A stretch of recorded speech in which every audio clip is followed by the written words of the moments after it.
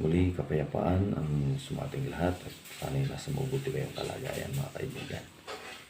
Panibagong iparutuklas ng Diyos sa atin ang kanyang kalooban sa mga oras na ito. At magandang umaga sa inyong lahat. Ito pong nakasulat sa aklat ni Propeta Mikas. Ang talata po ay 6:8. Ito po ay nakasulat. Kanyang ipinakilala sa iyo, o tao, kung ano ang mabuti at ano ang hinihingi ng Panginoon sa iyo, kundi gumawa ng may kaganapan at ibigin ang kaawaan at lumakad na may kababaan na kasama ng iyong Diyos. So, lahat ng mabuti na pamamaraan na nais ng Diyos ay itinuro na sa mga tao.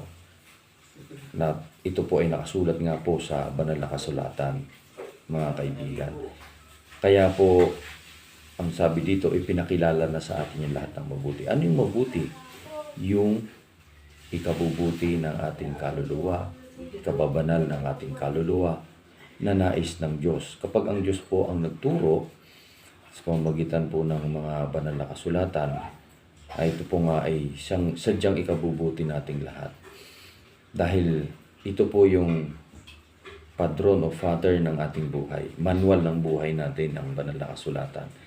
Kaya ano yung sinasabi doon sa mga talatang yun?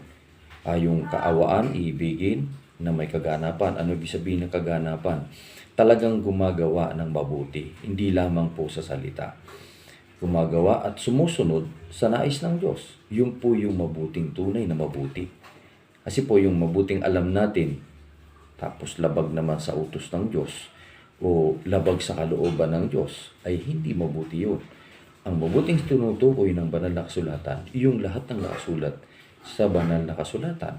Yun nga po yung mga ibigin ng kapwa, nagaya ng ating sarili, yun ay isang mabuti.